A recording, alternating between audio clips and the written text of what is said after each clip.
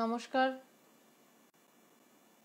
আজ রবিবার সন্ধে 8টায় যেরকম কথা ছিল স্বামী শিষ্য সংবাদ নিয়ে বইটি থেকে যেই ধারাবাহিকভাবে আলোচনা হয়ে চলেছে সেই আলোচনায় আবার বসার। তো আপনারা যারা দেখছেন তাদেরকে একটাই অনুরোধ যে আওয়াজে কোনো সমস্যা হলে তৎক্ষণাৎ একটু আপনারা কমেন্ট করে জানাবেন। আওয়াজে কি কোনো সমস্যা হচ্ছে একটু জানাবেন, কারণ আমি কিন্তু বুঝতে পারছি না যে আওয়াজে আদৌ কোনো সমস্যা হচ্ছে কিনা। আজকে মূলত যেই বিষয়টা নিয়ে আমাদের আলোচনা করার কথা, আজকে দ্বিতীয় অধ্যায় আমরা স্বামী শিষ্য সংবাদের বইটিতে রয়েছি।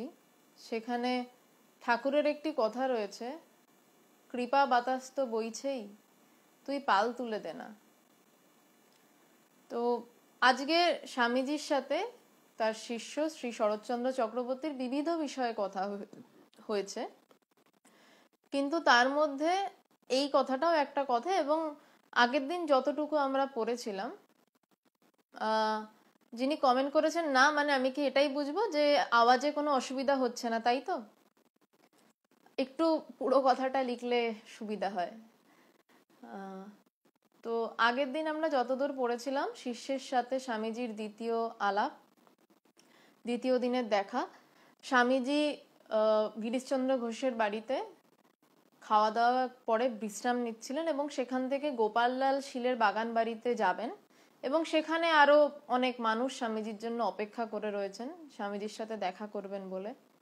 আচ্ছা, আমি আরেকবারও বলছি যে আওয়াজে কোনো সমস্যা হলে তৎক্ষণাৎ একটু জানাবেন, হ্যাঁ? কারণ আমি যে মাইকটা লাগিয়েছি আমি বুঝতে পারছি না যে আওয়াজটা আদৌ প্রপারলি হচ্ছে নাকি আওয়াজের সাথে আরো কিছু যান্ত্রিক আওয়াজ আসছে। তো স্বামীজি গোপাললাল শীলের বাড়িতে যাবেন। তো যাওয়ার পথে গাড়িতে যে সমস্ত কথাবার্তা হয়েছিল সেটা নিয়ে আমরা আগের দিন আলোচনা করেছিলাম, যে স্বামীজি চেতনের লক্ষণ নিয়ে কথা বলেছিলেন, শিষ্যকে উপদেশ দিয়েছিলেন। তো এরপর গাড়িটি গোপাললাল শীলের বাগান বাড়িতে পৌঁছে গেছে। ধন্যবাদ মৈনাক।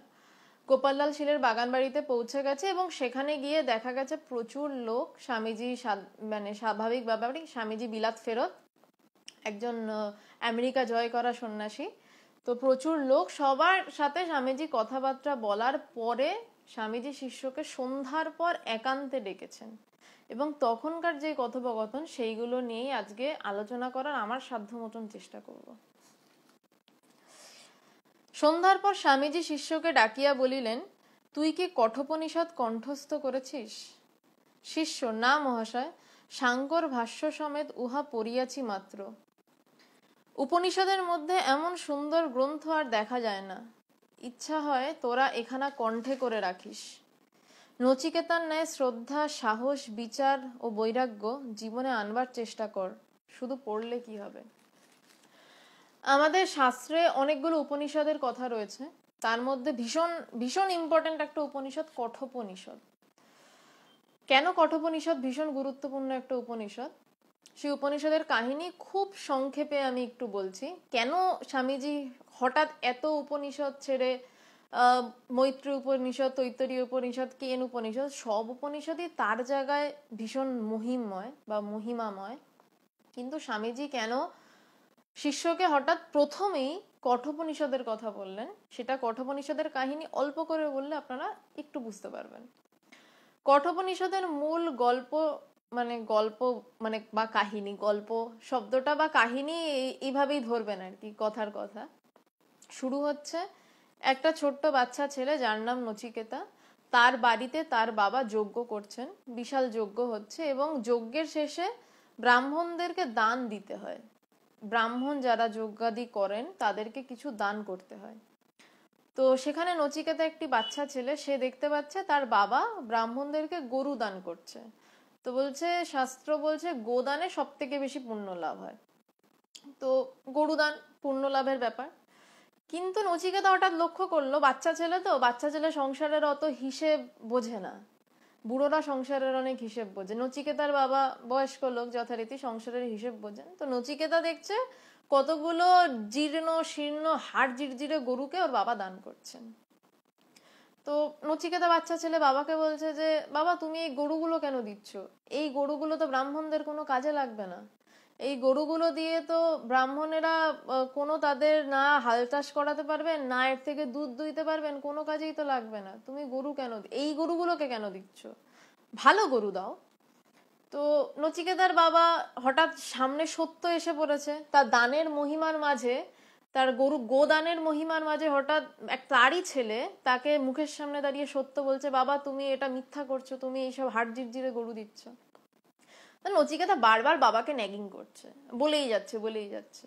তো বেশ কয়েকবার বলার পরে ওর বাবা খেপে গিয়ে বলেছে, তুই জমের মুখে যা। এবার প্রাচীনকালের ব্যাপার স্যাপার যা বলতো তাই নাকি হতো, এখন তো এসব আর হয় না। তো হয় কখনো কখনো যা বলে তাই হয়, দেখা যায়, সেই গল্প নয়, পরে একদিন হবে। তো প্রাচীনকালে ওই ওনার বাবা যেই বলেছে জমের মুখে যা, তো ছেলে প্রাণহীন হয়ে পড়ে গেছে এবং নচিকেতা সশরীরে, মানে নচিকেতা যমলোকে প্রবেশ করছে এবং দেখা যাচ্ছে সেখানে গিয়েও বলছে যম কোথায়। তা বলছে তুমি বাচ্চা ছেলে এসছো কেন? যমদূতরাও অবাক যে তারা তো আনেনি, একটা ছেলে হাজির। তো বলছে না, আমার বাবা আমাকে বলেছে তুই জমের মুখে যা, আমি পিতৃসত্য রক্ষা করতে এসছি, জম কোথায়? তো বলছে না, জম এখন নেই, একটু অপেক্ষা করো, জম কিছুদিন পরে আসবেন। তো সে অপেক্ষা করছে, বাচ্চা ছেলে একটা খুব বেশি, মানে আমার এক্সাক্ট বয়সটা মনে নেই, ওই কঠোপনিষদে কত বয়স ছিল, 12-র উপরে তো নয়, সে বাচ্চা ছেলেটা অপেক্ষা করছে। তো কিছুদিন পর যমরাজ এসছেন। যমকে কিন্তু মনে রাখবেন, যমকে কিন্তু ধর্মের দেবতা এবং যে শ্রেষ্ঠ জ্ঞানীও যমকে বলা হয়। যমকে ধর্মগুরু, ধর্মের দেবতা, অনেক কিছু, মানে যমের কাছে বলা হয় যম যে শুধু মৃত্যুর দেবতা সেটা কিন্তু নয়। যমের কাছে কিন্তু যম কিন্তু ভীষণ দুরন্ত একজন জ্ঞানী। তো নচিকেতা, এবার যম যখন এসছে, নচিকেতা বলছে আচ্ছা এসছো তুমি, আমার জন্য এরকম অপেক্ষা করছো, সমস্ত কিছু শুনেছে, তা বলছে তুমি ফেরত যাও। তা নচিকেতা বলছে না, আপনাকে যখন দেখা পেয়েছি তো আমাকে সত্যের খোঁজ জানতে হবে, ওইটুকু বাচ্চা ছেলে। এবার যম তাকে অনেকভাবে ভোলানোর চেষ্টা করছে, বিভিন্নভাবে। তার একটা উদাহরণ দিই, বুঝতে পারবেন। বলছেন যে তুমি নচিকেতা ফিরে যাও বাবার কাছে, সশরীরে ফেরত যাও, তুমি কি বর চাও? তোমাকে আমি অনেক সুন্দরী রমণী দেব এবং এমন একটি গাড়ি দেব যেখানে সুন্দর বাদ্যযন্ত্র সারাক্ষণ তোমার জন্যই নিয়োজিত থাকবে, তোমার জন্যই বাজবে। তখন নচিকেতার উত্তর, ওইটুকু একটা বাচ্চা ছেলেকে ভোগের কথা বলা হচ্ছে, যে কিনা, যার কাছে জগৎটা রঙিন, যার কাছে ভোগ কি সে জানে না, সে সত্য জানতে চাইছে, তখন সে অধিকারী কিনা জানার জন্য যম কিন্তু আনন্দে লাফিয়ে, আহা এই বাচ্চা ছেলে জানতে চাইছে, একে জানিয়ে দাও ব্রহ্মতত্ত্ব, আত্মতত্ত্ব, করলেন না, তাকে পরীক্ষা করছেন, সে অধিকারী কিনা বোঝার চেষ্টা করছেন। বলছে যে তোমাকে আমি অনেক সুন্দরী রমণী দেব যারা তোমাকে পরিবেষ্টিত করে থাকবে। ভোগের চূড়ান্ত দিচ্ছেন, শিল্পের চূড়ান্ত দিচ্ছেন। বলছে আমি এমন সব বাদ্যযন্ত্র বাজাতে পারে রমণীরা, এমন রমণীদের দেব যারা তোমাকে ঘিরে খালি বাদ্যযন্ত্র বাজাবে। তখন নচিকেতার উত্তর, তার সাথে বলছেন যে তোমাকে আমি দীর্ঘ জীবন দেব। এবার নচিকেতা বলছে যে যমরাজ, আপনি আমাকে দীর্ঘ জীবন দেবেন, কিন্তু তা কি অনন্ত? তা কি কোনোদিনই শেষ হবে না? আপনি আমাকে কাম কাঞ্চন ভোগের কথা বলছেন, আমাকে বলছেন যে নারীরা আমাকে পরিবৃত হয়ে থাকবে, কিন্তু আমার সেই যে নারীদেরকে আমি ভোগ করতে পারবো, তাও কি অনন্ত? বিচারের সূক্ষ্মতা দেখুন। এইভাবে ক্রমাগত নচিকেতা এবং যমরাজের মধ্যে খুব সুন্দর বিচারের একটা আখ্যান। আপনারা পারলেন কঠোপনিষদ পড়বেন যদি সম্ভব হয়। এখানে স্বামীজিও শিষ্যকে পড়তে বলছেন, আমি সেই কারণেই বলছি, আমার কোনো বিষয় নয়। অসাধারণ একটি উপন্যাস, এবং এই উপন্যাসের শেষে, মানে এই উপন্যাস বলছি, অসাধারণ একটি শাস্ত্র। এবং নচিকেতার কাছে লাস্টে যমরাজ হার মেনে তারপরে সে নচিকেতাকে আত্মতত্ত্ব বোঝায়, নচিকেতার জ্ঞান লাভ হয় এবং তারপরে নচিকেতাকে সশরীরে তিনি তার পিতার কাছে ফেরত পাঠান। এবং এই কঠোপনিষদেরই একটা খুব মূল শ্লোক, যেটা আধ্যাত্মিক জগতের শুরুর জিনিস, সেটা হচ্ছে শ্রদ্ধাবান লভতে জ্ঞানম। বলছে যার শ্রদ্ধা আছে একমাত্র সেই জ্ঞান লাভের অধিকারী। জ্ঞান লাভের অধিকারী তো বিভিন্ন কিছু রয়েছে, আচার বিচারী হতে হবে, ব্রহ্মচর্য পালন করতে হবে, সব ছেড়ে দিয়ে বলছে শ্রদ্ধাবান লভতে জ্ঞানম। যা শ্রদ্ধা রয়েছে এই শ্রদ্ধা শব্দটাকে কিন্তু ইংলিশে রেসপেক্ট দিয়ে ঠিক বোঝানো যাবে না। কথার সাথে সাউন্ডটা উল্টে পাল্টে যাচ্ছে, সেম যাচ্ছে না। এটা হয়তো ইন্টারনেটের কোনো সমস্যা, একটু কাইন্ডলি দেখে নেবেন, এটা আমার হাতে ঠিক নেই। তো এই যে শ্রদ্ধাবান লভতে জ্ঞানম, এই শ্রদ্ধা বিষয়টা একদম আলাদা ব্যাপার। শ্রদ্ধা হচ্ছে গুরুর কাছে আমি যখন বসছি হাত জোর করে, তখন গুরু আমাকে যা বলছেন সেই গুরু বাক্য আমি পালন করছি, যখন আমি গুরু বলে কাউকে মেনে নিচ্ছি। তার থেকেও ইম্পর্টেন্ট কথা বলছে, যদ্যপি আমার গুরু সুরিবাড়ি যায়, তথাপি আমার গুরু নিত্যানন্দ রায়। মানে এমনি এমনি শাস্ত্রের এই কথাগুলো বলা হয়নি। কেন বলছে? বলছে তুমি গুরুকরণ করার আগে, কাউকে গুরু বলে মেনে নেওয়ার আগে তুমি 1000 বার গুরুকে পরীক্ষা করো, বছরের পর বছর গুরুকে পরীক্ষা করো। কিন্তু যখন গুরু বলে মেনে নিলে, তারপর সেটাই শ্রদ্ধা যে গুরু যা বলছে তাই করো। আমরা প্রথম চ্যাপ্টার না, আমরা এখানেই স্বামী শিষ্য সংবাদী দীক্ষার সময় দেখতে পারবো, শিষ্য যখন স্বামীজি মানে প্রায় অনেক অধ্যায়, আজ সবে তো 2য় অধ্যায়, বেশ তারপরে অনেক কয়েকটা অধ্যায়ের শেষে আমরা দেখবো শিষ্য তখন স্বামীজির থেকে দীক্ষা নিতে চাইছেন, এবং দীক্ষা যখন নিতে যাচ্ছেন, দীক্ষার নেওয়ার দিনে স্বামীজি শিষ্যকে বলছেন যে আমি যদি তোকে এক্ষুনি গঙ্গায় ঝাঁপ দিতে বলি, তুই ঝাঁপ দিতে পারবি? আমি যদি তোকে বিল্ডিং এর উপর থেকে নিচে লাফ দিতে বলি, তুই কোনো রকম তোর বুদ্ধি ব্যবহার ছাড়া ওই বিল্ডিং থেকে লাফ দিতে পারবি? শিষ্য হাত জোর করে বলছেন, হ্যাঁ গুরুদেব পারবো। কারণ এতগুলো অধ্যায়ের পরে, মানে 16 নম্বর না কত নম্বর একটা অধ্যায়ে, তখন তিনি গুরু চয়ন করে ফেলেছেন এবং তিনি গুরুর প্রতি শ্রদ্ধাশীল। শ্রদ্ধাবান না হলে, এই যে বলছে না, যথাপি আমার গুরু সুরিবাড়ি যায়, মানে আমার গুরু যদি মদের ঠেকেও যায়, বলছে তাহলেও আমার গুরু নিত্যানন্দ রায়, বলছে তারপরেও আমার গুরু তিনি।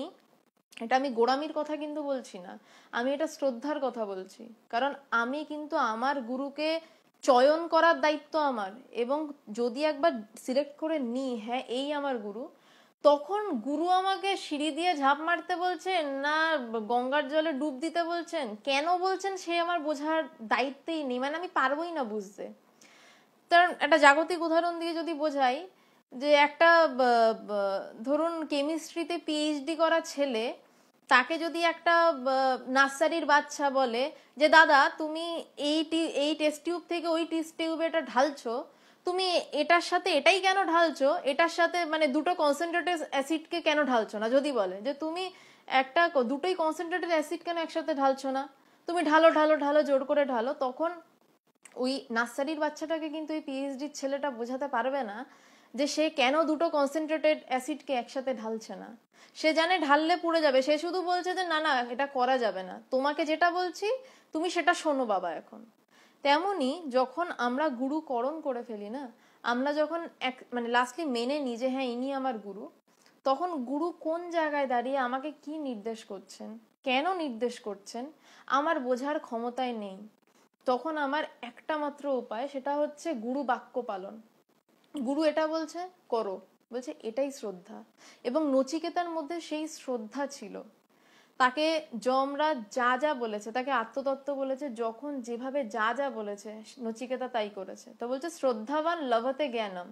তো সেই কারণেই স্বামীজি শিষ্যকে 2য় দিনেই বলছে যে তোর কি কঠোপনিষদ মুখস্থ? আরো একটা কারণে মুখস্থের কথা বলেছেন, কঠোপনিষদ যদি পড়েন তাহলে দেখবেন খুব সুন্দর ছন্দবদ্ধভাবে উপনিষদটি লেখা, মানে পড়তেই একটা সুখ হয় আর কি, মানে শুনতে ভালো লাগে বলে না, হয়তো তত্ত্বের কথা ছেড়ে দিলাম, ওই রকম একটা উপনিষদ। তো তখন শিষ্য বলছে না আমি পড়িনি, শাঙ্কর ভস্য সমেত পড়েছি, কিন্তু আমার মুখস্থ নেই, কণ্ঠস্থ নেই। তো স্বামীজি বলছেন যে আমার ইচ্ছা হয় যে তোরা এখানে কণ্ঠে করে রাখিস, নচিকেতার ন্যায় শ্রদ্ধা, সাহস, বিচার ও বৈরাগ্য জীবনে আনবার চেষ্টা কর। শুধু পড়লে কি হবে? বলছে কি না, শুধু পড়লে হবে না, নচিকেতার ন্যায় শ্রদ্ধাটা তো ব্যাখ্যা করলামই, সাহস, যে বাবা বলেছে যমলোকে যা, সে সেখানে গিয়ে বাচ্চা ছেলে ভয় পাচ্ছে না, যম দুধ বললেই সবাই ভয় পায়, তো এখানে তো যমরাজের কাছে হাজির হয়ে গেছে। তো বলছে নচিকেতার মতন সাহস, কিসের সাহস না সত্যকে জানার সাহস। বাবা আমাকে বলেছে যমলোকে যেতে, আমি যমলোকে গেলাম, এবং একবার যখন আমি ধর্মরাজ, জ্ঞানের যিনি রাজা, তাকে সামনে পেয়েছি, আমি মানে সে পৃথিবীতে চলে আসার জন্য ব্যাকুল নয়, সে ধরে বসে আছে আমাকে এই সত্য আপনাকে জানাতেই হবে, সে আত্মতত্ত্ব জানতে ব্যাকুল, বলছে এর নাম সাহস। বিচার, যে কথোপকথন বললাম, বলছে যে তোমাকে দীর্ঘ জীবন দেব, নচিকেতাকে অধিকারী বোঝার জন্য যমরাজ বলছেন, নচিকেতা বলছেন যে দীর্ঘ জীবন কিন্তু অনন্ত জীবন কি পাবো, আমাকে সেই অনন্ত তত্ত্বের সন্ধান দিন। বলছে তোমাকে প্রচুর সুখাদ্য দেব, বলছে তা কি অমৃতত্ব, আমাকে সেই অমৃতত্বের সন্ধান দিন। এই যে প্রত্যেক মুহূর্তে জাগতিক, মানে জাগতিক বস্তুটা কি, মানে জাগতিক বস্তু আর আধ্যাত্মিক বস্তুকে আলাদা আমি বোঝাবার জন্য বলছি। এই বিচার, বিচার ব্যাপারটা কিরকম, আমাদের চোখের সামনে আমরা ছোট থেকে অনেক কিছু দেখে এসেছি যা আমরা ভোগ করতে পারি। আর আধ্যাত্মিক জগৎ মানে কি বলা হচ্ছে, যদি আমি দুটো জগৎকে আলাদা করি, বারবার বলছি আধ্যাত্মিক জগৎ জাগতিক জগৎ আলাদা নয়, বোঝাবার জন্য বলছি। আমরা চোখের সামনে যা দেখেছি, আমরা একটু বড় হলাম, দেখলাম একটা আইসক্রিম খেতে ভালো লাগে, ভোগ, একটা মোবাইল ইউজ করতে ভাল লাগছে, একটা ভোগ, এইগুলোকে যদি জাগতিক হিসাবে ধরি। আর আধ্যাত্মিক জগৎ কি বলছে, আধ্যাত্মিক জগৎও ভোগের কথা বলছে, চরম ভোগের কথা আধ্যাত্মিক জগৎ বলছে। আধ্যাত্মিক জগৎ বলছে কে দেখছে সেটাকে খোঁজো, মোবাইলটা ইউজ করতে কার ভাল লাগছে সেটা প্রশ্ন করো, রুটে ফেরো। মানে আমার গুরুদেব, ভগবানের গুরু স্বামী পবিত্রানন্দ মহারাজ ভগবানকে একটা চিঠিতে লিখেছিলেন যে তালা উল্টো দিকে ঘোরাও, বলছে তালার চাবিটাকে উল্টো দিকে ঘোরাও, আমার মোবাইলটা দেখতে ভাল লাগছে, এই জগৎ। আর যেই যদি আমি সাথে সাথে প্রশ্ন করি মোবাইলটা দেখতে কার ভাল লাগছে, কে আনন্দ পাচ্ছে মোবাইলটা দেখে, যেই উত্তরটা আসবে আমি, যে আমির কোনটা, আমার চোখ আনন্দ পাচ্ছে, আমার মন আনন্দ পাচ্ছে, নাকি আমার চিত্ত, এভাবে আস্তে আস্তে আস্তে আস্তে যদি ভিতর দিকে আসি তখনই আমিটাকে পাওয়া যায়। বলছে এটাই বিচার। এবার তুমি মোবাইলটা নিয়েই খুশি থাকবে, নাকি মোবাইলটা নিয়ে কে খুশি থাকছে, মানে মোবাইলটার থেকেও তো ইম্পর্টেন্ট হচ্ছে মোবাইলটা নিয়ে খুশিটা কে হচ্ছে, বা মোবাইলটা হাতের সামনে থেকে সরিয়ে নিলে বিরক্তকার লাগছে, তাকে খুঁজবে। তো এর নাম বিচার, সৎ অসৎ বিচার। এটাকে শাস্ত্রে বলা হচ্ছে সদাসৎ বিচার, যে কোনটা সত্য, তুমি সত্য না মোবাইলটা সত্য, আমি সত্য না আমার সামনের খাবারটা সত্য, মানে কে খাচ্ছে এটা সত্য, এইটাকে বিচার করাটা হচ্ছে সদাসৎ বিচার। তো বলছে নচিকেতার এই বিচারটা ছিল, কারণ নচিকেতাকে যমরাজ প্রচুর প্রলোভন দিচ্ছেন, সে সেই প্রলোভনগুলোকে নিচ্ছে না, সে বারবার ঘুরে ফিরে আসছে যে আমি অনন্ত জীবনের স্বাদ কি করে পারবো, সে বারবার আমিতে এসে ঠেকছে। ওই তালাটা খোলার চেষ্টা করছেন যমরাজ, যে এইটুকু বাচ্চা ছেলে, একে এখন আত্মতত্ত্ব বলবো না, কিন্তু বারবার নচিকেতা ওই তালাটা বন্ধ করে অনন্ত জীবন, শান্ত জীবন, শান্ত মানে তালবের সয়াকার দন্তের নয়, তা নয়, দন্তের সয়াকার, অনন্ত শান্ত, অনন্ত মানে যার কোনো শেষ নেই, শান্ত মানে হচ্ছে যার লিমিটেড, যার লিমিটেশন রয়েছে, নচিকেতা বারবার তাতে ফিরছে। তো আমাদের প্রত্যেকের মধ্যে স্বামীজি বলছেন যে এই বিচারটা শুধু পড়লে হবে না, শুধু নচিকেতার কথা আমি পাণ্ডিত্য ফলানোর জন্য পড়লাম নয়, বলছে এই অনন্ত এবং শান্ত মানে কোনটা তোমার দরকারি, আসল দরকারি কোনটা সেটা বোঝা, এই বিচার এবং বৈরাগ্য। আমাকে যখন এই বিচারটা করলেই ঠিক ঠিক বিচারেই বৈরাগ্য আসে। বৈরাগ্য মানে কিন্তু এটা নয় আমি মাংস খাওয়া ছেড়ে দিলাম, আমি মাছ খাওয়া ছেড়ে দিলাম, আমি ভালো জামা কাপড় পরা ছেড়ে দিলাম, এর নাম বৈরাগ্য নয়। বৈরাগ্য মানে হচ্ছে যে সব, মানে এক পক্ষে বলা হচ্ছে বৈরাগ্য মানে যে কোনো বস্তু দর্শনে, এটা শাস্ত্রের ভাষা বলছি আমি, যে কোনো বস্তু দর্শনে বিরক্তি উৎপাদনকে বৈরাগ্য বলা হচ্ছে, ভীষণ কট্টর ভাবে বলা। এটাকে যদি একটু সহজ ভাবে বলি, যে আমার যখন কোনো একটা কিছুকে দেখে, মানে ধরুন একটা খুব সুন্দর, ধরুন একটা সিনেমা চলছে, আমি ওই সিনেমাটা দেখছি, দেখতে গিয়ে হয়তো হঠাৎ আমার মনে হলো সিনেমাটা কে দেখছে, তখন কিন্তু আমার সিনেমার ভিতরে আর মনটা থাকবে না, তখন আমি আমাকে খুঁজতে লেগে পড়বো। যদি আমি সায়েন্সের স্টুডেন্ট হই তাহলে প্রথম ভাববো চোখ দেখছে, তারপর বলবো না চোখ কিভাবে, চোখ দেখবে কিভাবে, হাইপোথ্যালামাস দেখছে, তারপর আমার মাথায় হরমোন টরমোন অনেক কিছু ঘুরবে, তারপর অ্যাকচুয়ালি শেষ পাবো না। আমি ফার্মাসি স্টুডেন্ট ছিলাম, আমাদের একটা ফিজিওলজির বই ছিল, যে বইটার লেখক আমার ধারণা তিনি আধ্যাত্মিক মানুষ ছিলেন, সেখানে তিনি ঘুম ব্যাখ্যা করছিলেন যে স্টেপ বাই স্টেপ একটা মানুষের ঘুম কিভাবে আসে।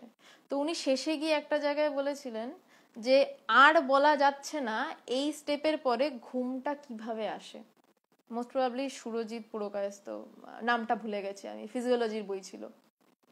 তো একটা সময়ের পর আর ব্যাখ্যা করা যায় না যে আমার ঘুম কিভাবে আসছে, বা দেখছেটা কে, টিভিটা কে দেখছে, চোখ, হাইপোথ্যালামাস, এইভাবে যেতে যেতে একটা সময় ওই ভিতরে ডুবতে হয়, তখন বোঝা যায় দেখছেটাকে। তো বলছে তখনই এটাকেই বৈরাগ্য, মাছ মাংস না খাওয়া বৈরাগ্য নয়, তাহলে নদীর জলের মাছেরা বিশাল বৈরাগ্যমান, হনুমানেরা প্রচুর বৈরাগ্যমান, সারাদিন ফলমূল খায়। তো বৈরাগ্য সেটাই যে যখন আমি আমাকে খুঁজছি, আমি সমস্ত কিছু ছেড়ে আমি আমাকে খুঁজে বেড়াচ্ছি যে আমিটা কোনটা, আত্মতত্ত্ব যখন খুঁজছি, বলছে সেই রকম বৈরাগ্য ভিতরে আনার চেষ্টা কর। শিষ্য, কৃপা করুন যাহাতে দাসের ওই সকল অনুভূতি হয়। এবার শিষ্য বলছেন যে কৃপা করুন দ্বিতীয় দিনে, যে যাহাতে দাসের মানে যাতে আমার সেই সকল অনুভূতি হয়। স্বামীজি, ঠাকুরের কথা শুনেছিস তো? তিনি বলতেন কৃপা বাতাস তো বইছেই, তুই পাল তুলে দে না। কেউ কাকেও কিছু করে দিতে পারে কি রে বাপ? আপনার নিয়তি আপনার হাতে। গুরু এইটুকু কেবল বুঝিয়ে দেন মাত্র, বীজের শক্তিতেই গাছ হয়, জলবায়ু কেবল উহার সহায়ক মাত্র। ভীষণ ইম্পর্টেন্ট কথা। সবাই ভাবে কি যে গুরু কৃপা করছেন না, গুরু কৃপা করলেই আমার হয়ে যায়। সব থেকে বেশি কথা শুনি যে কাউকে ধরুন বললাম যে আপনি আসুন একদিন আশ্রমে, হয়তো কাউকে বললাম, ডাকলাম যে আপনি একদিন আসুন দেখা করুন, সে হয়তো বললে যে হ্যাঁ ভগবান কৃপা করলে যাব। তো আমার মাঝে মধ্যে মনে হয় যে চৈত্র সেলে যখন জামা কাপড়গুলো বিক্রি হয়, তো তখন কি তোমাকে ভগবান কৃপা করে বলে তুমি জামা কিনতে দৌড়াও, নাকি চৈত্র সেলের ছাড় তোমাকে ছোটাতে বাধ্য করে? মানুষ স্বার্থ ছাড়া কিন্তু কিছু করে না, কিন্তু মানুষ এতটাই বোকা, কিছু মনে করবেন না, মানুষ এতটাই বোকা, মানুষ প্রপারলি স্বার্থ বুঝতে পারে না। আমি চৈত্র সেলে 50% অফে জামা কিনতে পাগলের মতন, করোনার মধ্যে, মানে যাদবপুর 8B-তে আমি একদিন ফিরছি আশ্রম থেকে, আমি দেখছি করোনার মধ্যে আমি পাস করতে পারছি না, আমি হেঁটে পাস করতে পারছি না, করোনার মধ্যে লোকে গুতো গুতি করে জামা কিনছে, তার ওটা স্বার্থ? এবার আসল স্বার্থটা কি মানুষ যদি বুঝতো, যে আসল স্বার্থ হচ্ছে যে আগে নিজেকে চিনে নেওয়া, জামা টামা তো কিনবে। এবার এইখানে শিষ্যটা স্বামীজিকে বলছেন, আজকে যেটা মূল বিষয়, স্বামীজিকে বলছেন কৃপা করুন, স্বামীজি বলছেন কৃপা বাতাস তো বইছেই, তুই পাল তুলে দে না। ওই যে ওখানে আমি জামাটা কিনতে দৌড়াচ্ছি আমার করোনার মৃত্যু ভয় উপেক্ষা করে, আমি জানি আমার বেড নেই, আমার অক্সিজেন নেই, আমি মরে যেতে পারি, কিন্তু তারপরেও আমি দৌড়াচ্ছি না আমি চৈত্র সেলের জামা কিনবো। তো সেখানে তো আমাকে কৃপা করছে না, আমার ভিতরের চাওয়াই আমাকে ছোটাচ্ছে। এবার বিষয়টা কি, ঠাকুর না কৃপা করেই থাকেন, এই ঠাকুরের খুব সুন্দর একটা কথা, কৃপা বাতাস তো বইছেই, কিন্তু আমার পালটা তুলতে হবে। এবার পালটা কিরকম ভাবে তোলা, এই জানি না যারা দেখছেন তারা হয়তো বেশিরভাগই শহুরে, আমিও শহুরে, কিন্তু আমি এই পাল তোলাটা দেখেছি নদীর ক্ষেত্রে। নদীতে যখন হাওয়াটা তো থাকেই, কিন্তু পালটা তুললে নৌকাটা অনেক স্পিডে এগোয়। এবার পালটা মানুষ কিভাবে তুলবে, বুঝবে কি করে কোন দিকে পাল তুলবে? স্বামী যোগানন্দজির অটোবায়োগ্রাফি অফ এ যোগীতে একটা খুব সুন্দর কথা পড়েছিলাম, স্বামী ভূমানন্দজির কথা, মানে ভীষণ ভাল লেগেছিল আমার। ভূমানন্দজি একটা বিশাল জমিদার বাড়ির ছেলে তিনি, তার এবার যোগানন্দজি তখন সন্ন্যাস হয়নি, তিনি ভূমানন্দজির কাছে একদিন গেছেন, তো গিয়ে বলছেন যে মহারাজ একটা প্রশ্ন করছে আর কি, মোস্ট প্রবাবলি যোগানন্দজি বসে আছেন, অন্য কেউ একজন প্রশ্ন করছে ভূমানন্দজিকে, যে মহারাজ আপনি জমিদার বাড়ির ছেলে, আপনার এত টাকা পয়সা, আপনি সব ভোগ ছেড়ে এত ত্যাগ করছেন, মন দিয়ে শুনবেন, সব ভোগ ছেড়ে এত ত্যাগ করছেন, মহারাজকে বলছে। তো ভূমানন্দজি হেসে বললেন, আরে বেটা, আমি তো ভোগ করছি, তোরাই তো ত্যাগ করছিস। এই ব্রহ্মানন্দের আনন্দ যে ভোগ করছে, তাদের কাছে তোদের কি ত্যাগ? তোরা কতগুলো টাকা পয়সা জমি টমি নিয়ে পড়ে আছিস, তোরা এত ত্যাগ করছিস, তোরা এত ত্যাগ করছিস, তোরা ব্রহ্মার সঙ্গে সবসময় ব্রহ্মের মধ্যে, মানে ব্রহ্ম হয়ে বসে আছিস, কিন্তু ব্রহ্মটাকে নাড়াচাড়া করছিস না, তোরা টাকা নিয়ে বসে আছিস। মানে ব্যাপারটা কিরকম, আমার ঘরে হিরে রাখা রয়েছে, আমি হিরের মূল্য জানি না, কারণ হিরেকে তো কাটতে হয়, হিরে কাটলে তবে হিরের ওই ঝলকানিটা বেরোয়। বলছে হিরে আমার ঘরে রাখা রয়েছে, আমি হিরের মূল্য জানি না, কিন্তু আমি, আমার ঘরে খুব অভাব, আমি সবার বাড়িতে গিয়ে গিয়ে বলছি আমায় একটু চাল দেবে, আমায় একটু চাল দেবে। তো আমার কোনো এক হয়তো বন্ধু আমাকে এসে বলছে আরে তোর বাড়িতে হিরে রাখা, তখন সেই বন্ধুটা হিরেটাকে কাটিং করলো, কাটিং করে বলছে এই দেখ এত বড় হিরে এইরকম ঝলকাচ্ছে। আমার সমস্ত দারিদ্র দুঃখ এক মুহূর্তে শেষ। কিন্তু আমাকে বুঝতে হবে যে আমার ঘরে হিরেটা রয়েছে। তো তেমনি আমার চৈত্র সেলে আমি যাচ্ছি, আমি জানি ওটা আমার কাছে বিশাল ভোগ, আমি এই চান্স আমাকে কটা জামা কাপড় কিনে আমার আলমারিতে ঢুকিয়ে ফেলতে হবে কম টাকাতে। কিন্তু আমি যদি জানতাম যে এর থেকেও কোটি কোটি কোটি গুণে, মানে যার সাথে যার তুলনাই হয় না, যে সেই ব্রহ্মানন্দ, সেই ব্রহ্ম হয়ে আমি ঘুরে বেড়াচ্ছি, কিন্তু আমি বুঝতে পারছি না আমি চৈত্র সেলে জামা কিনে বেড়াচ্ছি। আগে যদি আমি নিজেকে জেনে নিই, যে জামা কিনছে, যে জামা কিনতে যে জামা কিনতে ছুটছে, তাকে যদি আমি ঠিকভাবে জেনে নিই, তাহলে সেটা যে কি পরম ভোগ আমি জানি না।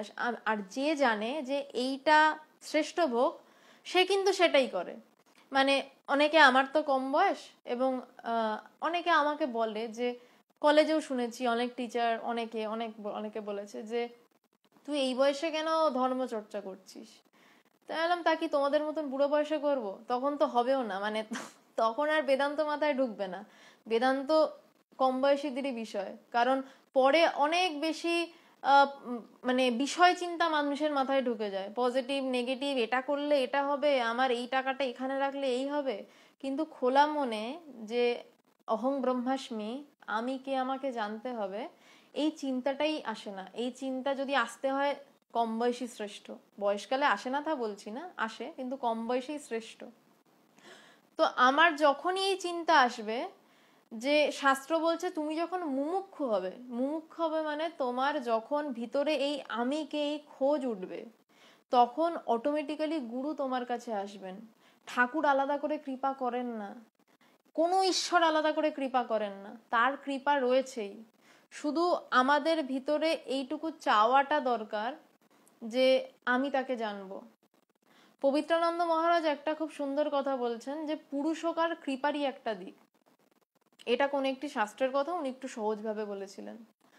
পুরুষকার মানে হচ্ছে, পুরুষকার শব্দটা আগে ব্যাখ্যা করি। পুরুষকার মানে হচ্ছে আমি কিছু করব, আমি নিজে থেকে কিছু করছি, আমার কিছু করার চেষ্টা, এর নাম পুরুষকার। আমি ধ্যান করছি, আমি সাধনা করছি, আমি ব্রহ্মকে জানতে চাইছি, এই পুরুষকার।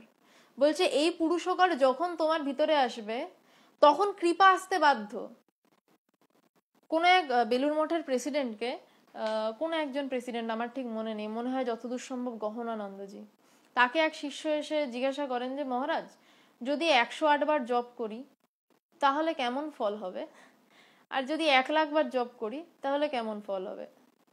তো বেলুর মঠের প্রেসিডেন্ট ভীষণ জ্ঞানী সাধু, তিনি চট করে উত্তর দিয়েছিলেন 108 বার জপ করলে 108 বারের ফল পাবে, 1,00,000 বার জপ করলে 1,00,000 বারের ফল পাবে। এখানে কোনো বেশি করলে কম দেব, কম করলে বেশি দেব, এরকম গল্প নেই। যেরকম করবে তুমি সেরকম পাবে। তো কৃপা বাতাস বইছেই, যতটা আমি পাল তুলবো আমার নৌকা তত জোরে ধাক্কা মারবে, যতটা আমার প্রায়োরিটি বদলাবে।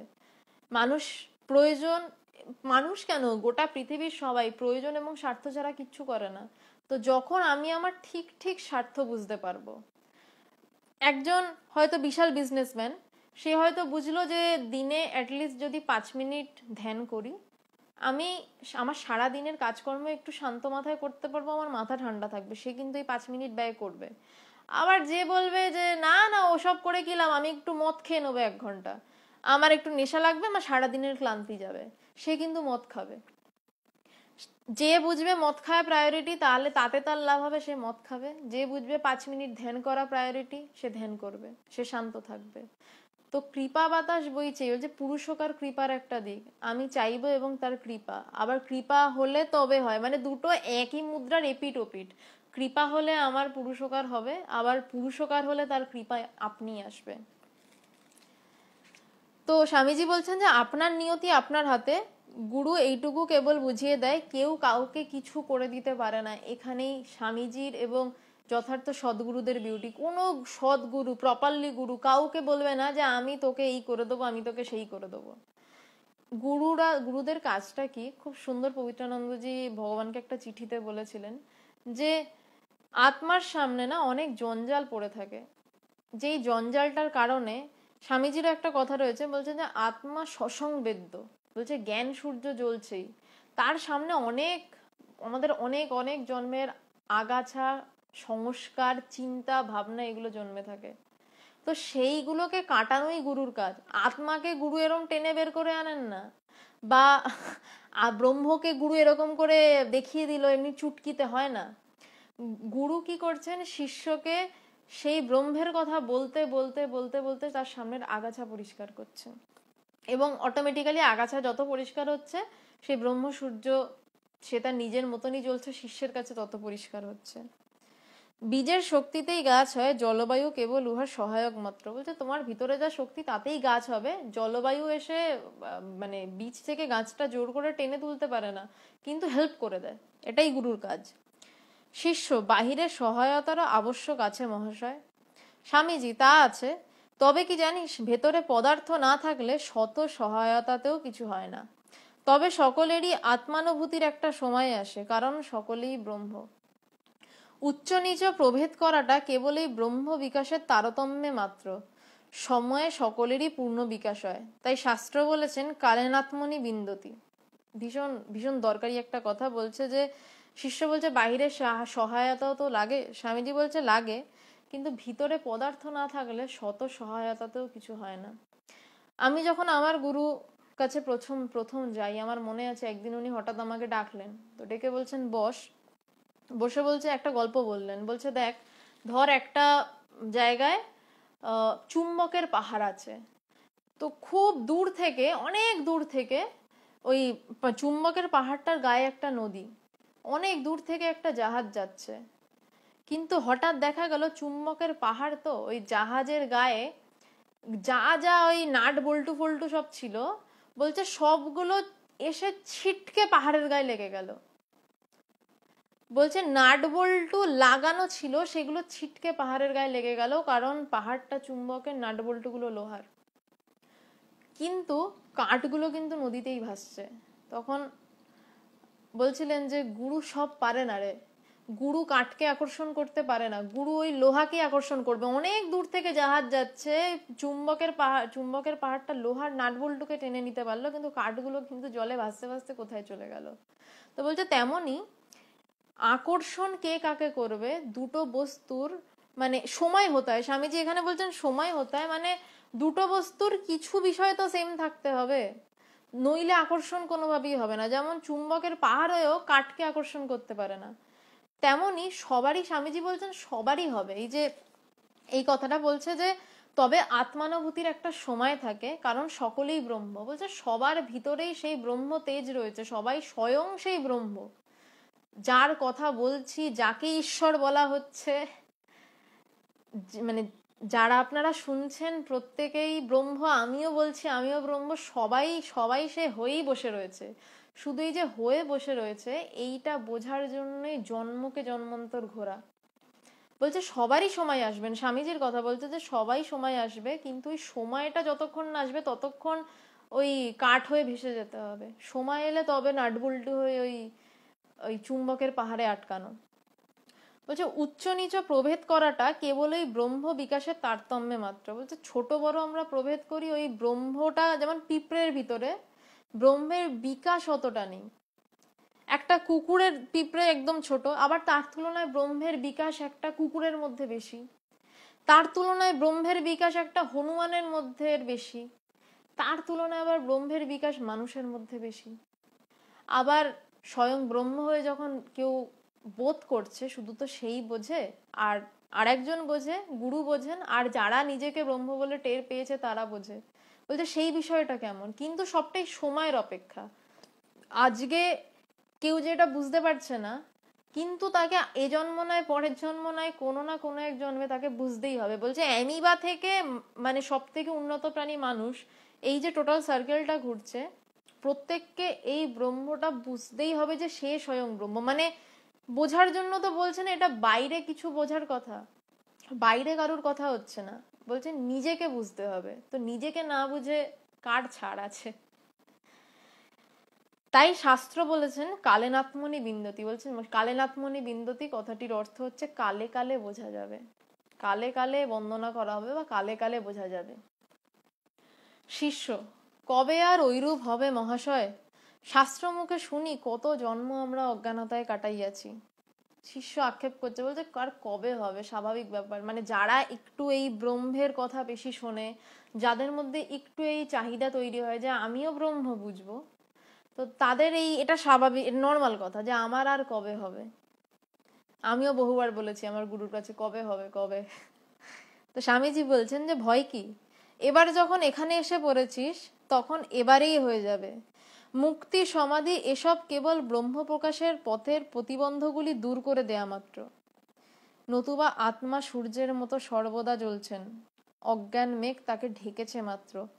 সেই মেঘও সরিয়ে দেওয়া আর সূর্যেরও প্রকাশ হওয়া, তখন ভিদ্যতে হৃদয় গ্রন্থি ইত্যাদি অবস্থা হওয়া। যত পথ দেখছি সবই এই পথের প্রতিবন্ধ দূর করতে উপদেশ দিচ্ছে। যে যেভাবে আত্মানুভব করেছে সে সেইভাবে উপদেশ দিয়ে গিয়েছে। উদ্দেশ্য সকলেরই কিন্তু আত্মজ্ঞান আত্মদর্শন, ইহাতে সর্বজাতি সর্বজীবের সমান অধিকার, ইহাই সর্বাদি সম্মত মত। স্বামীজি শিষ্যকে আশ্বস্ত করছেন, বলছেন ভয় কি, এবার এখানে যখন এসে পড়েছিস তখন এখানে এবারেই হয়ে যাবে। এবং এটা কে বলছেন না, স্বামী বিবেকানন্দ। কাকে বলছেন না, যে তার কাছে এখনো শিষ্যত্ব গ্রহণ করেনি। এবং এই শিষ্য আর গুরুর যে একটা অপূর্ব বন্ধন থাকে, সেটা স্বামীজির যদি পত্রাবলী কখনো পড়েন আপনারা দেখতে পাবেন। যখন স্বামীজি এই ছেলেটিকে শ্রী শরৎচন্দ্র চক্রবর্তীকে দেখেননি, তখন স্বামীজি তাকে চিঠিতে আত্মতত্ত্ব ব্যাখ্যা করেছিলেন। স্বামীজির পত্রাবলীতে সেই চিঠিটা রয়েছে এবং সেখানে স্বামীজি ব্যাখ্যা করেছিলেন, বলেছিলেন কখনো দেখবি সহসা আচম্বিতে ব্রহ্ম তার প্রকাশ হবে, সহসা আচম্বিতে তার প্রকাশ হবে। এবং স্বামীজি আজকে নির্দেশ করে বলে দিলেন যে ভয়ে কি হয়ে যাবে। এটা এমনি লোকের কথা নয়, কিন্তু একজন ব্রহ্মজ্ঞানী সাধুর কথা, ব্রহ্মবিজ্ঞানী সাধুর কথা। এবং অবশ্যই শরৎচন্দ্র চক্রবর্তীর তো জ্ঞানী হয়েছিলেনই বটে। এর পরের লাইনটা ভীষণ বোঝার লাইন, সূক্ষ্ম লাইন। বলছে মুক্তি সমাধি এসব কেবল ব্রহ্ম প্রকাশের পথের প্রতিবন্ধগুলি দূর করে দেয়া মাত্র। আমি আবার পড়ছি লাইনটা, মুক্তি সমাধি এসব কেবল ব্রহ্ম প্রকাশের পথের প্রতিবন্ধগুলি দূর করে দেয়া মাত্র। মানুষে বলে কি না মুক্তি পেয়ে যাব, সমাধি আমার হবে। এই যে মুক্তি পাবো, সমাধি, এই সবগুলোই কিন্তু ব্রহ্ম প্রকাশ নয়। বারবার বলছি, এইটা ভীষণ মানুষ গোলায়। সমাধি একটা অবস্থা, আমি কথা বলছি এটা একটা অবস্থা। আমি ধরুন স্বপ্ন দেখছি শুয়ে, একটা অবস্থা। আমি কোনো স্বপ্নই দেখছি না, গভীর ঘুমে ঘুমাচ্ছি, এটাও একটা অবস্থা। তেমনি তার থেকে আরো একটু ভালো অবস্থা, তার নাম সমাধি। কিন্তু সমাধির অর্থ কিন্তু জ্ঞান লাভ নয়, সমাধির অর্থ কিন্তু ব্রহ্ম জ্ঞানী হয়ে যাওয়া নয়। স্বামীজি এটা পরিষ্কার বলছেন যে এইগুলো হচ্ছে ব্রহ্ম প্রকাশের পথের প্রতিবন্ধগুলি দূর করে দেওয়া। যেমন আগাছা সরানো, যেমন আগেও হয়তো এই উদাহরণটা দিয়েছি যে একটা বিশাল হ্যাজাক লাইট জ্বলছে, তো তার সামনে একটা বিশাল কালো রঙের পর্দা লাগানো। তো হ্যাজাক লাইটটা ওই কালো রঙের পর্দার জন্য দেখা যাচ্ছে না। তো বলছে একটু কালো রঙের পর্দাটা কেউ একজন এসে ছিদ্র করলো। বলছে যে সমাধির কথা বলছি আমি, কিন্তু এই একটু ছিদ্র করলো তো হ্যাজাকের লাইটটা খুব ক্ষীণ ভাবে বাইরে এসে পড়ছে। তো যে ছিদ্র করলো তার পাশে যে দাঁড়িয়ে রয়েছে সে বলছে যে হ্যাঁ ওপাশে একটা লাইট আছে, বুঝতে পারছি, সে যে লাইট আছে তার জ্ঞান হলো। সমাধি, কিন্তু এই সমাধির অবস্থাটার সাথেও কিন্তু এই হ্যাজাকের লাইটটার কোনো সম্পর্ক নেই। সমাধিটা হচ্ছে সামনে থেকে ওই আস্তে আস্তে ওই যে কালো রঙের পর্দা, ওই যে ছিদ্রটা, ওই ছিদ্রটা আস্তে আস্তে বড় হওয়া, এইটা সমাধি। জ্ঞান তার মতনই জ্বলছে ভিতরে, সসংবেদ্য, মানে সসংবেদ্য, মানে সে নিজেই জ্বলছে, তাকে আর আলাদা করে জ্বালাতে হয় না, তাকে আর আলাদা করে দেখাতে হয় না। শুধু আমাদের কাজ হচ্ছে এই মুক্তি। বলছে যে ঠাকুর বলছেন যে বারবার ব্রহ্ম সমুদ্রে ডুব দে, বলছে বারবার ব্রহ্ম সমুদ্রে ডুব দে। কেন বলছেন যে বারবার যত ডুব দেয়া মানে ওই কাপড়টা আরো বেশি ফাঁকা হচ্ছে, আরো বেশি ফাঁকা হচ্ছে, হ্যাজাক লাইটটা আমার কাছে তত স্পষ্ট হচ্ছে। হ্যাজাকের কিন্তু কাপড়ের সাথে কোনো লেনাদেনা নেই। খুব ইম্পর্টেন্ট কথা হচ্ছে এখন, যে সবাই বলে সমাধি মানেই হয়তো জ্ঞান লাভ। না, সমাধি হলে সমাধির মধ্যে মানে কারুর কাপড়টা হয়তো এরকম ভাবে টেনে ছিঁড়ে ফেললো, পুরো হ্যাজাক লাইটটার তত্ত্ব তার কাছে পরিষ্কার, পুরো চোখে হ্যাজাক লাইটটা লাগলো, পুরো চারদিক অন্ধকার, আলোয় আলোয় অন্ধকার। কারুর ক্ষেত্রে তেমন হতে পারে, যেমন কারুর সমাধির মধ্যে একদম নির্বিকল্প ভূমির জ্ঞান হয়ে যাচ্ছে, যেখানে কোনো মানে কি বলবো, কিভাবে ব্যাখ্যা করা যায় নির্বিকল্প ভূমির, যেখানে দ্বিতীয় কিছু নেই। যেমন এই হ্যাজাক লাইটটা, মানে যেটা বোঝা যায় সেটা দিয়ে বলছি, হ্যাজাক লাইটটা চোখে এসে পড়ছে এবং আমাদের চোখে যখন একসাথে প্রচন্ড আলো এসে পড়ে, আমরা যখন কিচ্ছু দেখতে পাই না, মানে সব একাকার হয়ে যায়। কারুর ক্ষেত্রে সেই অবস্থা হচ্ছে, কিছু দেখতে পাচ্ছে না, একাকার হয়ে যাচ্ছে। আবার কেউ হয়তো একটু ছিদ্র করলো, স্ক্রুড্রাইভার দিয়ে একটু পর্দাটা করলো, অল্প আলো এলো, আরো একটু কাটছে, কাঁচি ফাঁচি নিয়ে সেরম এরম কাটছে, আর একটু বেশি আলো আসছে। তো বারবার সমাধি হতে হতে কারুর হ্যাজাক লাইট স্পষ্ট হচ্ছে, কারুর একবারে পুরো পর্দা সমস্ত উড়ে যাচ্ছে এবং সে হ্যাজাক লাইটটার আলোয় ধাঁধিয়ে যাচ্ছে।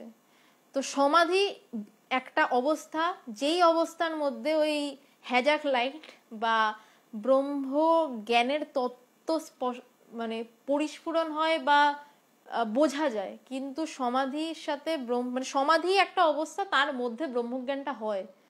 কিন্তু একবার সমাধি হলো মানেই সব হয়ে গেল নয়, কারণ ঠাকুর বলছেন বারবার ব্রহ্ম সমুদ্রে ডুব দে, মানে বারবার সমাধিস্থ হতে বলছেন। নতুবা আত্মা সূর্যের মতন সর্বদা জ্বলছেন। মুক্তি সমাধি এসব কেবল ব্রহ্ম প্রকাশের পথে প্রতিবন্ধগুলি দূর করে দেওয়া। এইসব মুক্তি সমাধি হলে ব্রহ্ম প্রকাশের পথে, মানে ব্রহ্ম জ্বলছেই, তার শুধু সামনের সমস্যাগুলো সরানো। নতুবা আত্মা সূর্যের মতন সর্বদা জ্বলছেন, অজ্ঞান মেঘে তাকে ঢেকেছে মাত্র। মানে শুধু একবার ভাবুন, মানে কি ভয়ঙ্কর আফসোস। বলছে সে আমাদের মধ্যে বসে রয়েছে, যাকে মন্দির, মসজিদ, গির্জা, তন্ত্র মন্ত্রে সবাই খুঁজে বেড়াচ্ছে, আমরা সেটা হয়ে বসে রয়েছি। কিন্তু শুধু বলছে ভিতরের অজ্ঞান মেঘ, আমার ভিতরেরই অজ্ঞান মেঘ তাকে ঢেকে রেখেছে। বাইরে কিছু নয়, বাইরে কোথাও কিচ্ছু নেই, আমার ভিতরের কিছু চিন্তা ভাবনা ঢেকে রেখেছে আমাকে। বলছে সেই মেঘও সরিয়ে দেওয়া, সূর্যেরও প্রকাশ হওয়া। যে মেঘ সরলেই সূর্য দেখা যাচ্ছে, মেঘ সরলো তারপর আর এক দিক থেকে সূর্য এলো, এমন হয় না। ওই কাপড়টা নামিয়ে দাও, হ্যাজাক লাইট ধাক করে জ্বলে উঠবে। বলছে মেঘও সরিয়ে দেওয়া, সূর্যেরও প্রকাশ হওয়া। বলছে তখনই ভিদ্যতে হৃদয় গ্রন্থি, এইসব অবস্থায় পুরো শ্লোকটা হচ্ছে ভিদ্যতে হৃদয় গ্রন্থি ছিদ্যন্তে সর্ব সংশয়া।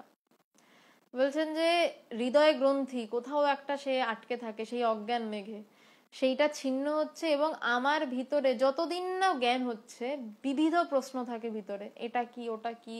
জ্ঞান হলে যদি আর কেউ দেখতে না পায় তাহলে আমি বুঝছি কি করে, অনেক প্রশ্ন থাকে। বলছে যে ভিদ্যতে হৃদয় গ্রন্থি ছিদ্যন্তে সর্ব সংশয়। বলছে ওই হৃদয় গ্রন্থি ছিন্ন হলো এবং আমার সর্ব সংশয় মুক্ত হয়ে গেল, আমার ভিতরে আর কোনো সংশয় নেই, আমি আর ভিতরে কোনো প্রশ্নই খুঁজে পাবো না। বলছে তখন এইসব অবস্থা হয়। সহজভাবে বলতে গেলে কেউ যদি এসে রসগোল্লার কথা জিজ্ঞাসা করে, রসগোল্লা কেমন খেতে, মিষ্টি খেতে না টক খেতে, বলবে মিষ্টি খেতে। কেমন মিষ্টি, চিনির মতন মিষ্টি না গুড়ের মতন মিষ্টি? তো বলবে এত বকবক করো না, আমার কাছে একটা রসগোল্লা আছে, খেয়ে নাও। যখন খেলো তখন বলছে বুঝলে কেমন টেস্ট? বলছে হ্যাঁ এবার বুঝেছি রসগোল্লা কেমন খেতে। বললে হ্যাঁ। তো এই বিষয়টাও তেমনই, মানে ব্রহ্মজ্ঞান যখন হয় তখনই বোঝা যায় বিষয়টা কেমন, ওই খেয়েই বোঝা যায়, ওই শুনে শুনে ধারণা হয় মাত্র। রসগোল্লা তখন এই প্রশ্ন ভিতরে প্রচুর, চিনির মতন মিষ্টি না গুড়ের মতন মিষ্টি না বাতাসার মতন খেতে রসগোল্লা? তা বলছে খেয়ে দেখো এইরকম রসগোল্লা, যেমন রসগোল্লা খেতে তেমন। তো বলছে যত পথ দেখছিস সবই এই পথের প্রতিবন্ধ দূর করতে উপদেশ দিচ্ছে। যে যেভাবে আত্মানুভব করেছে সে সেইভাবে উপদেশ দিয়ে গিয়েছে। উদ্দেশ্য সকলেরই কিন্তু আত্মজ্ঞান, আত্মদর্শন। ইহাতে সর্বজাতি সর্বজীবের সমান অধিকার, ইহাই সর্বাদি সম্মত মত। তো স্বামীজি বলছেন যে যত পথ দেখেছিস, যেখানে যত পথ, যা যা কথা, এই পৃথিবীতে প্রচুর শাস্ত্র লেখা আছে, কলেজ স্ট্রিটে মহেশ লাইব্রেরিতে যান, শুধু ধর্মের বই রাখা হয়, গোটা বইটায় গোটা ওই মানে ওই দোকানটাতে ধর্মের বই ভর্তি। তাছাড়াও প্রচুর ধর্মের বই রয়েছে।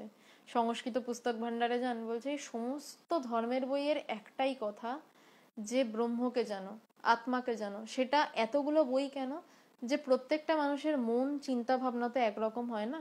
তো বলছে যে যেভাবে দেখেছে, যে যেভাবে বুঝেছে, যে তাকে জানা যায়। যে আমি জানলাম এইভাবে গেলে তাকে জানা যায়, আবার কেউ জানছে না একটু এরকম করে উপর থেকে নেমে এসে তাকে জানা যায়।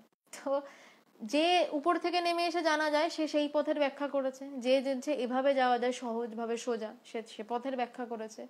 এবং উপর থেকে আসার মানুষও সারা যুগ যুগ ধরে রয়েছে, সোজা পথে যাওয়ার মানুষও সারা যুগ যুগ ধরে রয়েছে। বলছে তোমার যেটা ইচ্ছা সেটা নাও। বলছে একমাত্র এই ব্রহ্মেই সর্বজীবের সবার সমান অধিকার। এই ব্রহ্মজ্ঞানেই সবার সমান অধিকার। তার কারণ সেটা স্বয়ং আমি নিজেই। এতক্ষণ আমি নিজেই নিজের কথা বললাম, আপনারাও সবাই নিজেই নিজের কথা শুনলেন। আজকে এই অবধি থাক। পরের দিন আজকে দ্বিতীয় অধ্যায় শেষ হলো না, কারণ আজকে ভীষণ ইম্পর্টেন্ট কিছু কথা স্বামীজি ব্যাখ্যা করেছিলেন, অনেকটা ব্যাখ্যা করতে হলো। আমরা না একটু ধীরে ধীরেই এগোই, ব্যাখ্যাগুলো আমার সাধ্য মতন আমি চেষ্টা করব। পরের দিন আবার বৃহস্পতিবার সন্ধে 8টা নাগাদ দ্বিতীয় অধ্যায়ের বাকি অংশ নিয়ে ফিরছি। নমস্কার।